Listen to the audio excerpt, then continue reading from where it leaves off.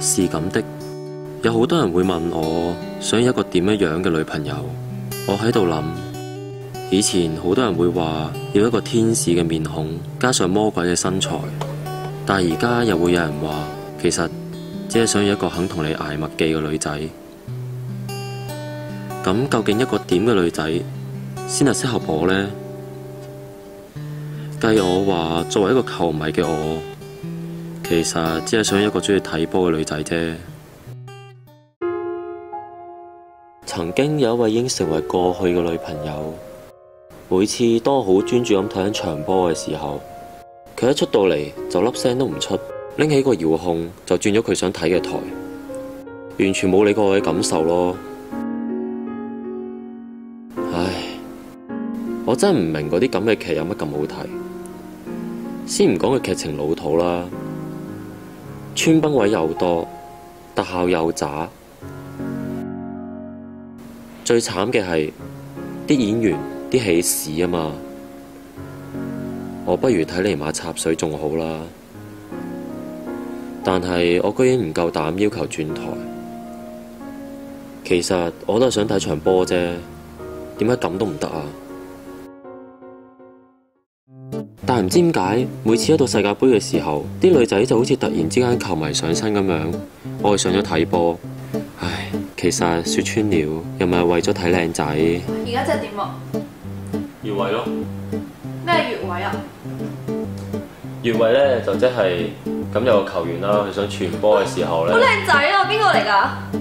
頂，你睇緊靚仔咋嘛？你明明就係一部單核機，扮乜嘢雙核啫？根本上我講嘅嘢你都聽唔到。到咗最後，我哋已經去到一個面對面都唔知講咩好嘅地步啦。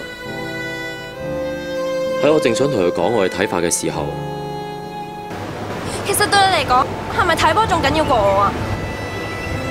佢呢一下先聲奪人，我真係唔知講咩好，我真係唔知俾咩反應。除咗睇波之外，我其餘嘅時間已經奉獻晒俾你啦。我其實只係想睇下波啫，點解咁都唔得？雖然最後因為咁而分咗手，但係一啲都冇減退到我對足球嘅熱愛。我仲以為我呢一世都唔會再揾到一個肯陪我睇波嘅女仔，直到我遇到佢。曾經有好多女仔都介意我着波衫同佢哋出街。其實你覺唔覺得我今日着波衫同你出嚟好奇怪？吓？唔會啊！我平時屋企睇波都要着波衫噶啦，幾好睇啊！喺嗰刻，我終於覺得我揾到啦，揾到一個同我有共同興趣、共同話題嘅女仔。其實一個球迷要女朋友鍾意睇波，為咗啲咩？唔通真係為咗佢唔會阻住你睇波咩？其實都係想大家有共同興趣、共同話題，唔想食飯嘅時候冇嘢講啫。然之後，我哋會成日一齊睇波，各自都有自己鍾意嘅球隊同埋球星。但係就算賽果係點都好，都唔會影響到我哋之間嘅感情。因為無論場波有幾精彩，有幾無聊，結果係點都好，能夠陪住對方一齊睇波就已經滿足啦。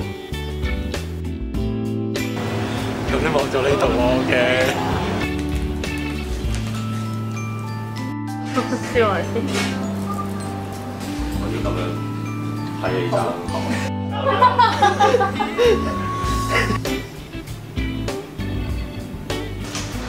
波，好波，好波，你好望鏡頭。